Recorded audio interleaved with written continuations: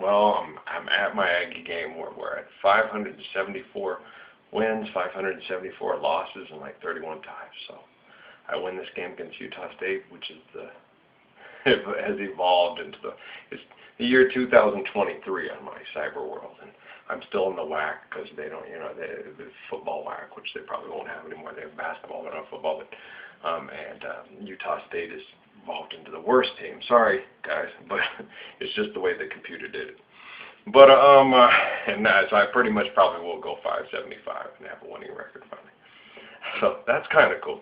So I finished listening to my feeds, and I said when, and I said I'm not going to say if. Now everything's predicated on if because that's free will. There's always a question of, when is a question that things will happen, and when and how they happen is based on free will. So Mom, Jerome, if you can do all this, you'll be a man, my son. And I can guarantee you that you'll have these beautiful kingdoms of heaven on earth if you live the word. Will it last forever? No. But I can guarantee you that you will know moments of heavenly bliss and rapture if you can live the word and practice it, apply it, and honor it here on planet Earth. So I can guarantee you that. Will it last? No. Okay. But I can guarantee you, even if it's for 5 minutes, you can have 5 minutes of heaven if you practice the Gospels and live the word. You can have trust, honor, and character. Oh no, talking about! We have trust, honor, and character for 5 minutes. But in God's time, 5 minutes may be a really good amount of time. So I would just live it, it was cool. And so I got done listening, and a little voice in my head said, man, it's Sunday, Phil. Crusin and Cruces. Crusin was on by Silky Roberts. I was like, all right, Phil. He plays a lot of the songs I really love on Sunday. I like Sylvia's because I like Crusin and Cruces. It reminds me of growing up and listening to, they had a show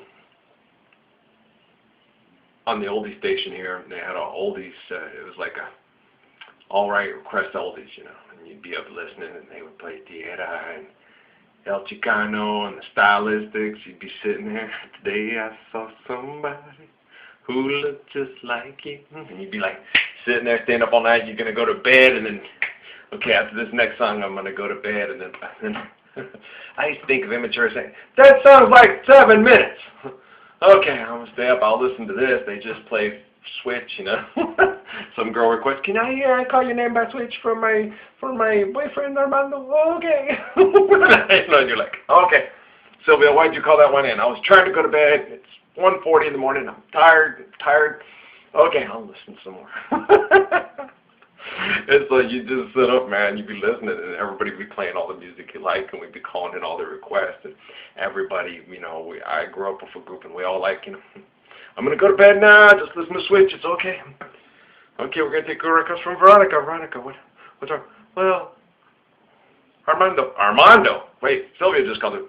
Armando, since we've been apart, I've been thinking of this song all the time. Could you play Rolls Royce Wishing on a Star? You need to talk to Sylvia. She just looked, is it the same Armando? I'm just kidding. So, then you have Wishing on a Star. Okay, I'll go to bed after Wishing on a Star. And then, so you're like sitting there just, I'm going to sit here in the chair and I'm going to just listen to this music, man. And it would just play, they'd play all the oldies, and all the girls and the guys would call in all the cool, because the love dedication, so all the dang good love songs are coming on. You're going to bed, you're getting ready to turn off the radio, and step right up, hurry. Why'd you play New Magic? Damn, I think I've got this tape. I'm going to bed. Click. 2:45, you're going to sleep. Still can't sleep because you have all those visions of romance in your head. And so you're like, man, you're just tossing and turning and grab a pillow to hold on to, wondering where she's at and if she's thinking the same thing you're thinking.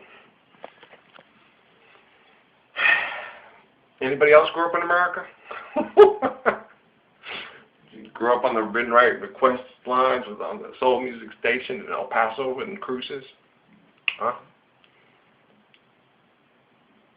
All right, why can't we be friends? I told you Phil plays the songs I love. He went cruising like with her, he said a lot of those songs too. He put one in and he goes, oh man, this one takes me back to cruising in LA on the freeway from we all have those kind of memories, man. George Lopez, when I felt strong spiritual connections to him, man, I just felt those, oh yeah, dude, that's my hometown. That's dude, and that song, have you ever seen that video, Viva la familia, my familia, my la familia, and he's talking about how, Mom, that's okay, well, we'd rather have this than McDonald's anyway, she's making the food, and, oh yeah, I told you, my half-brothers used to go down and shovel the pig pens at the Diaz's for tortillas and tamales. The woman's tamales were like, oh, God. Well, she made them with love for her family. They were amazing. I mean, just amazing. They were the best tortillas I've ever had in my life, When I went on canvassing, that's how Ramona did. I was like, I wonder if that's Nancy's girl. I'm going to ask her, do you have Mom's recipe for tortillas, and how much can me and Dad pay you for about 2 dozen? Because I never ran into her. I kept going back because it was always on my canvassing. She's still not there. Damn, she's still not there. Damn, she's still not there. Damn. I was like, I never found her. I never ran into her. They never caught him home. I didn't know. It wasn't to come up and say, could you please vote for, all our candidates? No, tortillas, can I, please? Your mom, okay, grew up next to you. Please, could you make some? I'm just kidding. Oh, God, I got my priorities in line, man. Homemade tortillas, man. I'm connecting to Phil Viescas, man. I didn't even think about it. It just hit me. Dude, homemade tortillas, yes. Oh, God, it's Phil. Hi, Phil. How's he doing?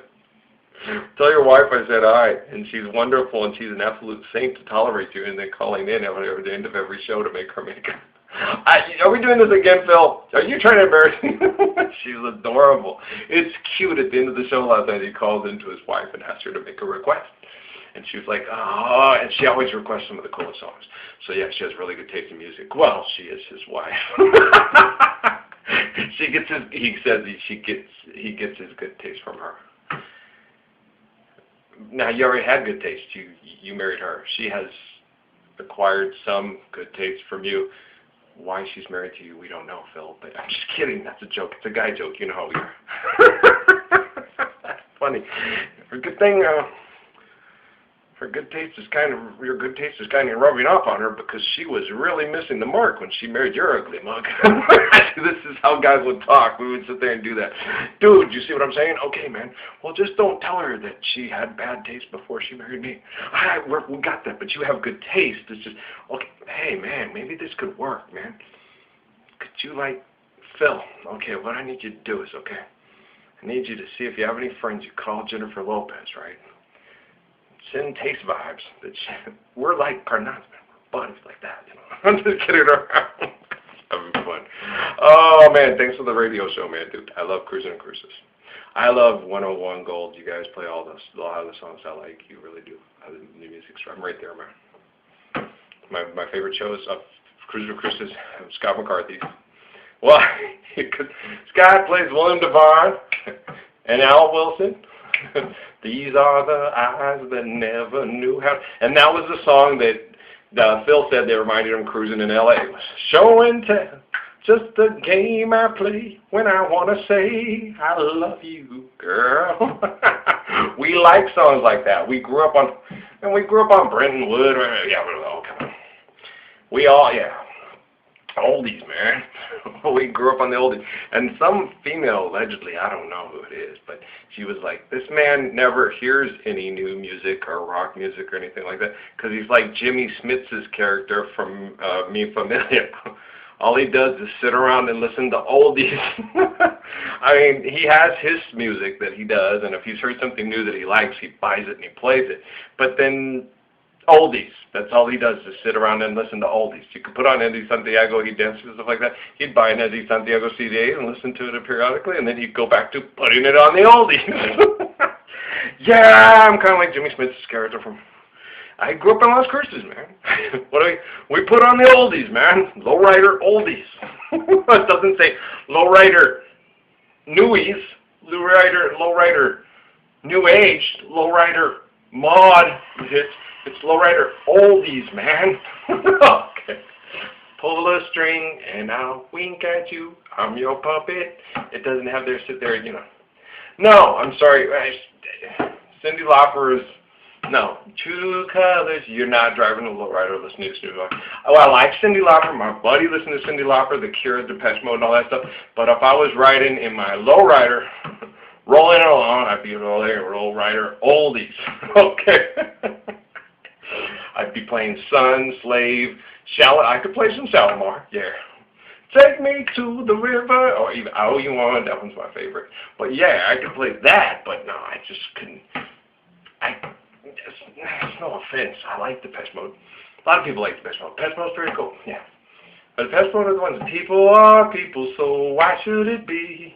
Bob said people are purple, so why is it that pink and blue should get along so awfully? Doesn't pink and blue make a shade of purple? Shade of purple? It does. Isn't that terrible? So if people are purple, then why should it be pink and blue should get along so often? Actually, pink and blue doesn't look too bad together. Is it a light pink or a dark blue? Is it light blue, dark? It could go. Tom almost got beat up by a guy at a movie theater in Scottsdale. Well, we were discussing the Scottsdale Artichokes Community College. Yeah, it was during like the protest Vietnam War era and stuff, and so the students got together and decided to make the nickname of the team the Artichokes, and the colors light pink and baby blue.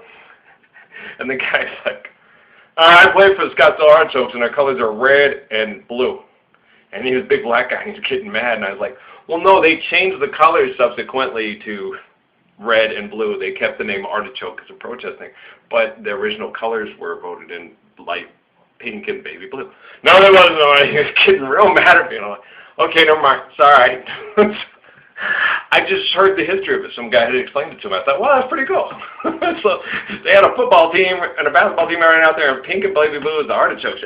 I would have cracked me up, man. It's like the fish that saved Pittsburgh. All right, the fish that saved Pittsburgh. Silver, pink, and baby blue, weren't there? Something like that. The Pittsburgh Pisces, you know. So I thought it was funny.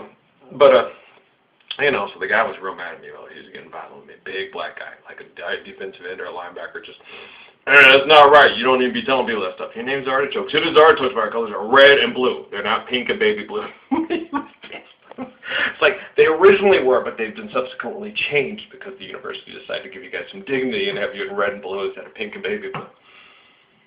I'm going to go talk to the school tomorrow and have them change the colors back. I'll convince them. This was originally in a form of protest, protesting violent behaviors by males. So I think real violent men should be dressed in pink and baby blue. I will now be moving to another state that I will remain anonymous and not tell this man from that football team where I moved. That's funny. Oh, yeah. I got to go. Pops is here. I'll be back.